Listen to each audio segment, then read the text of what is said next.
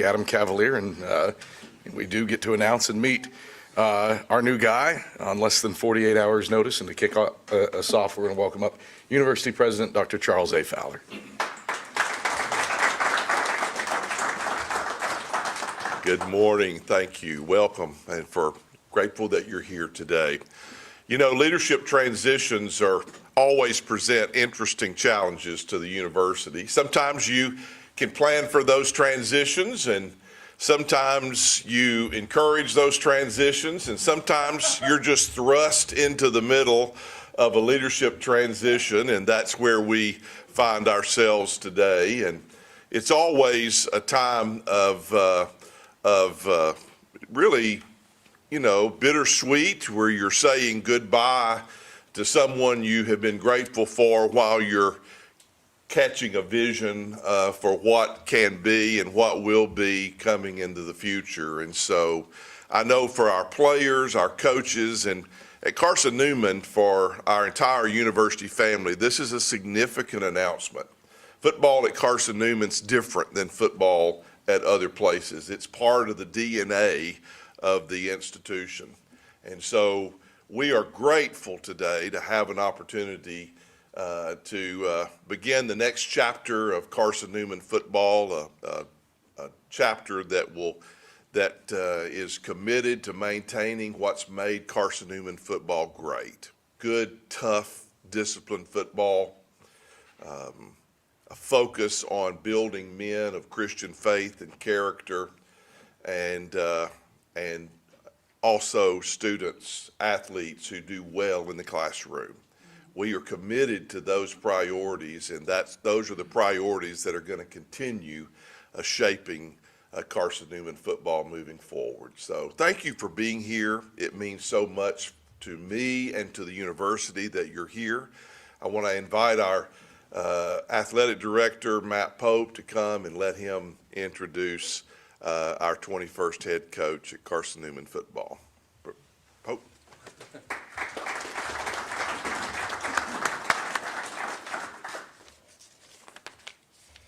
Thank you, Dr. Fowler. Good morning. Happy New Year to everybody. Glad you're here. This is a great day for Carson-Newman University, a great day for Carson-Newman football. We are so excited and pleased, thrilled that you all are here with us today. I want to thank Dr. Fowler for his engagement and leadership during this process, and it was quick, but we had a number of people that are involved. Adam Cavalier, his staff, some of our staff to help set up and get prepared for this event this morning. And so I just want to say thank you to them. I truly appreciate their involvement and their engagement. As Dr. Fowler said, this is a critical transition, and we wanted to move quick, and I believe that we did that very well. We received a tremendous amount of correspondence and calls from coaches, alumni, assistant coaches, colleagues that either wanted the job or wanted to suggest someone who was a good fit for Carson-Newman. And I appreciate that our head football coach position is worthy of that national attention with just the announcement that happened on Tuesday at VMI. As you know, we wanted someone with strong Christian faith and character. We wanted someone who would make a kingdom impact, someone who could lead, someone who was a good recruiter, someone who knew the Southeast, our area, our region, the South Atlantic Conference well. We wanted a lot of things, but we wanted to make sure this person was a good fit for this institution and someone who could lead student athletes and find the best student athletes that valued a Carson-Newman education. And I think God's man presented himself with Tyler to us. I prepared a little bit of information here just that I wanted to share. Coach Almond's past professional experiences include being selected most recently the 2025 AFCA Division II Assistant Coach of the Year. We were top 5 nationally in I think just about every statistical category on defense this year. We were in the top 20 last year, and that's the summary of his tenure here at Carson-Newman. We've been in the top 20 both years. Before that, he was the AFC 2020 AFCA 35 under 35 Leadership Institute selection. He was also recognized as the 2017 Capital Athletic League Coach of the Year in California. Prior to being our defensive coordinator, Coach Almond was also at East Carolina, Georgia Tech, USF, Utah Tech, which used to be Dixie State, Christian Brothers High School in California, Sacramento State, and Sierra College. He holds a Bachelor of Science in Kinesiology for California State University, Sacramento, and a Master of Arts in Coaching and Athletic Administration from Concordia in Irvine. We're so glad that his wife and children are here. His wife Marissa and their 3 daughters, Genevieve, Dottie, and Lillian, and their son Mick are here to celebrate with us, and we're just so proud. So I will step aside, but I want to announce an outstanding leader as a member of our family. We are pleased, and please join me in welcoming Tyler Allman as our 21st head football coach at Carson-Newman University.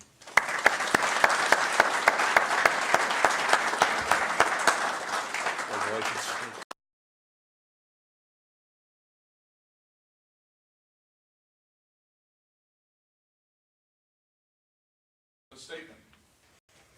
Yeah, I am just so honored to be here. I'm not going to be able to hold it together. Let's get that out of the way.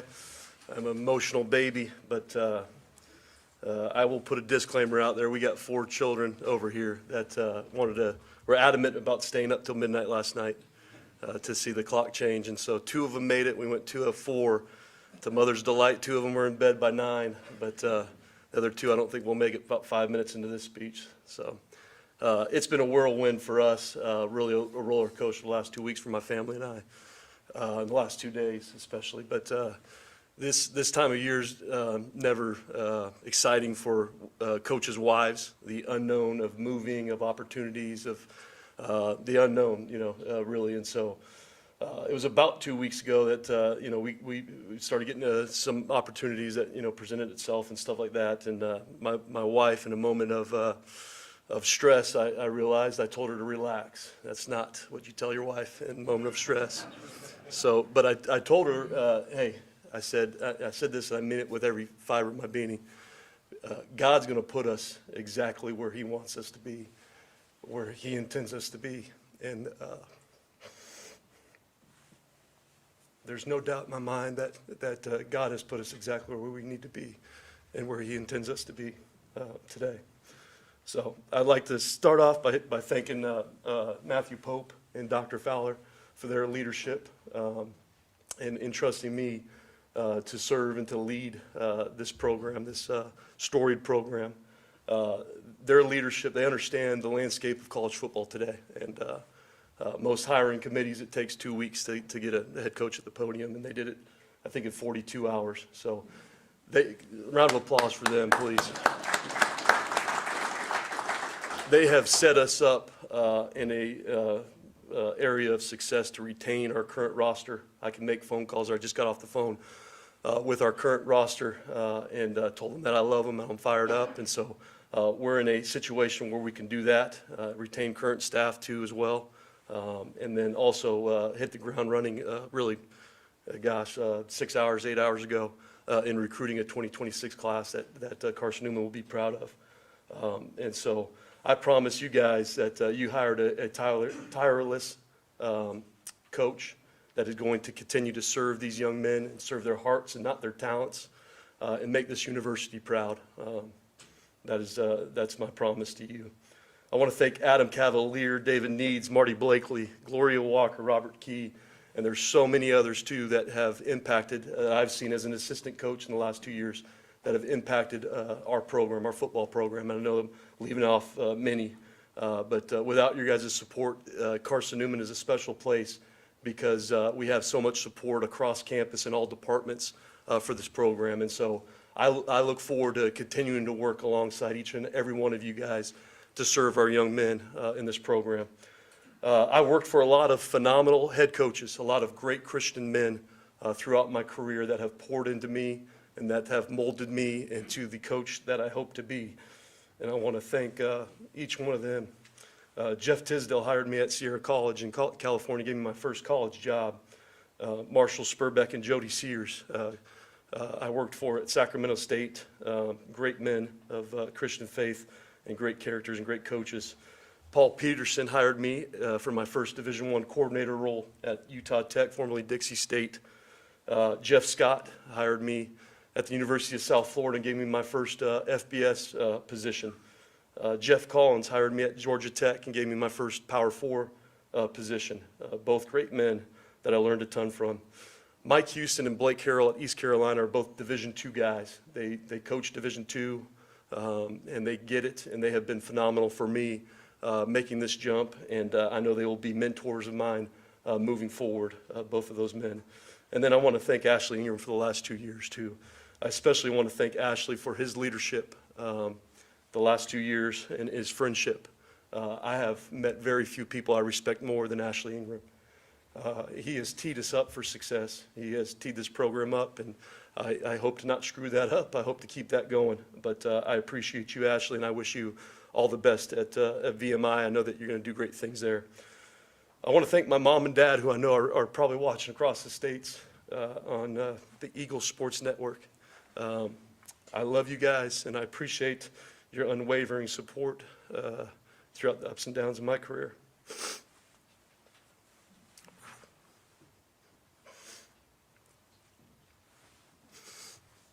Lastly, I want to thank my wife. I knew I wasn't going to be able to hold it together. A lot of people don't realize the challenges that it goes into being a college football coach's wife. We have moved. I think Mickey is going to be 5 this year, and I think this is his 5th state. All of our kids are about matching states for years of age, which is pretty incredible.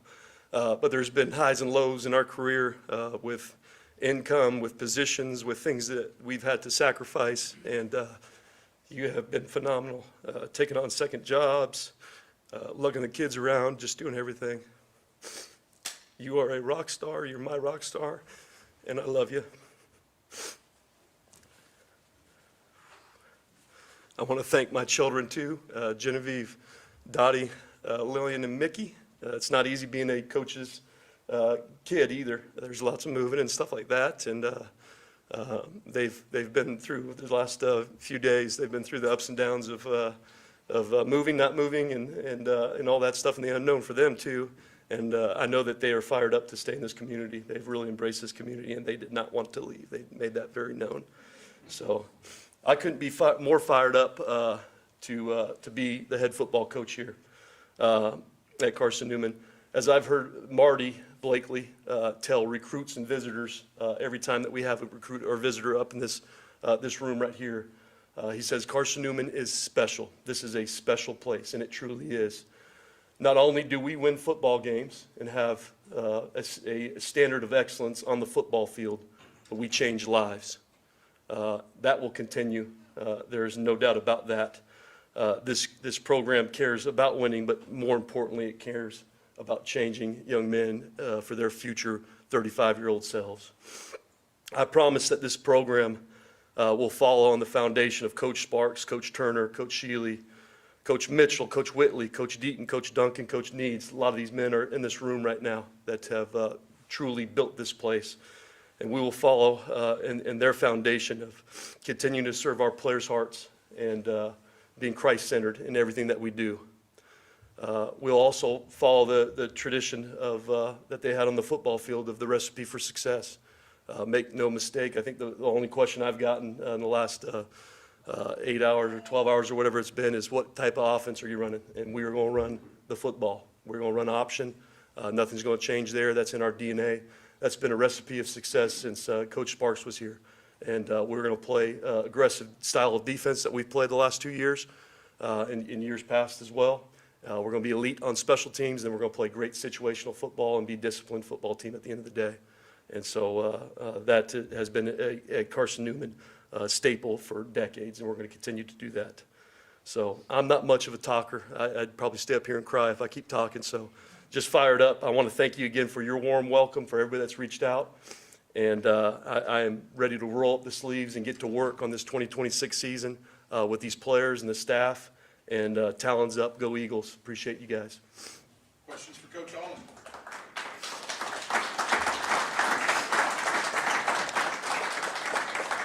Coach, you talked about retaining coaches, but you've lost the defensive coordinator. Got to hire a new guy. What's our plan there? That's a great question. We have, we're hoping and very hopeful that we can retain all the defensive staff.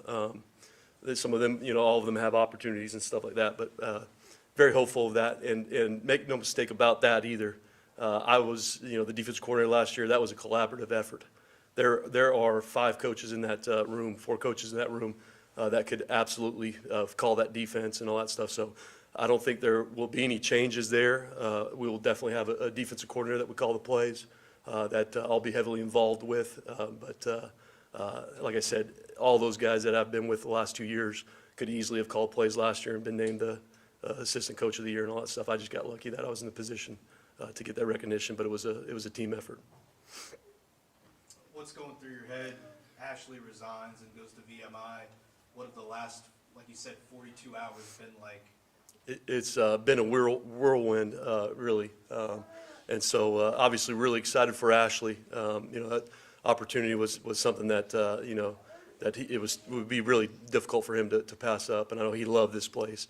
And so literally I haven't been off my phone. Like I said, we stayed up. I didn't watch, usually I watch the games, Miami, I think, played Ohio State last night. I think I watched maybe one play at the very end, right as the end of the game. But phone's been blowing up, and so it's been a whirlwind. But you kind of expect that. It's a little bit different, but we're excited to get rolling, and we know that time is of the essence. We have to start going on that. So.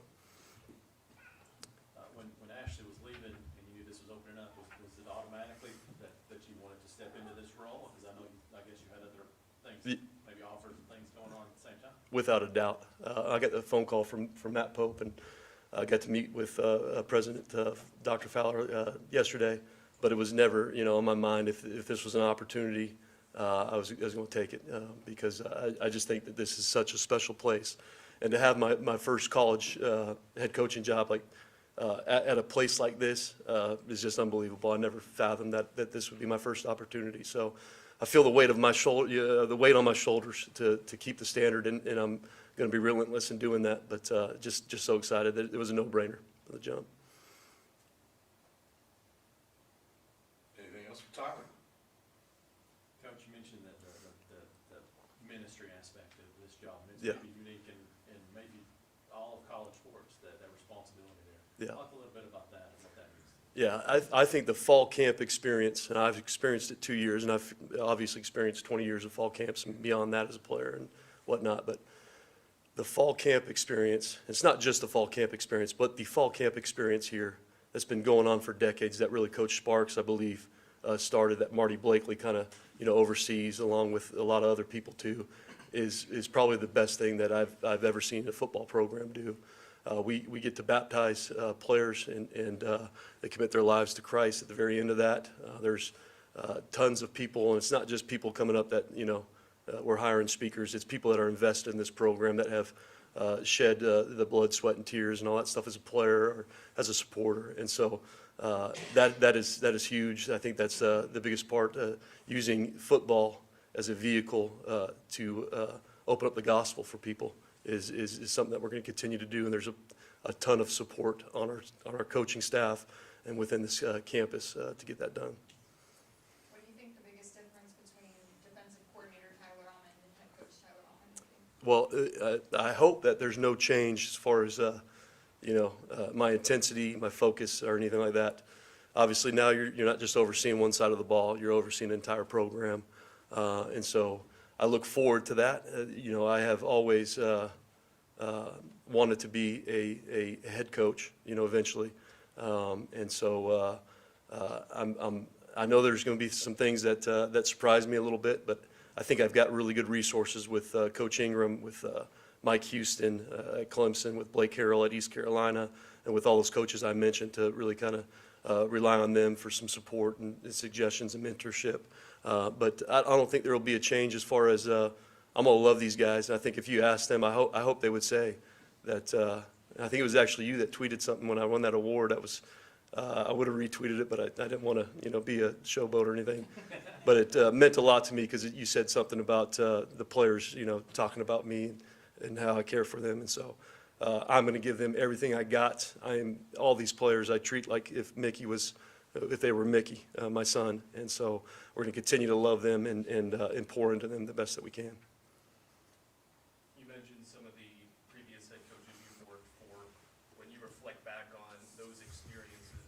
are some of the key characteristics you pick up from those coaches you worked for, that you can take away and Yeah. in your first opportunity? I think just little bits of everything, everything. I don't think there's one thing that I learned from the collective group, but, I could tell you like Jeff Collins at Georgia Tech was very good at, having energy and really making football fun and interesting and keeping, keeping that at the front. It wasn't just, laboring into a room, it was fun. Coach Scott at South Florida was a great, he was a great Christian man, obviously brought a lot of the things from Clemson with him.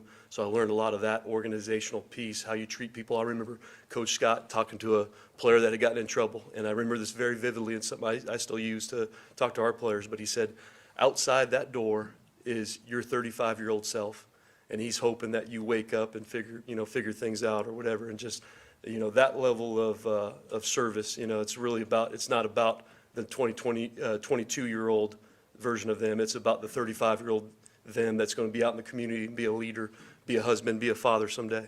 And so that's what I learned from him. And then, I mean, you could just go on and on. Coach Harrell and Coach Houston both understand this level of football. They understand the purpose of it behind it too. It's not just about, your salary, your money and all that stuff. It's about the players, about player development and helping them be successful adults. So it's a good question. Anything else?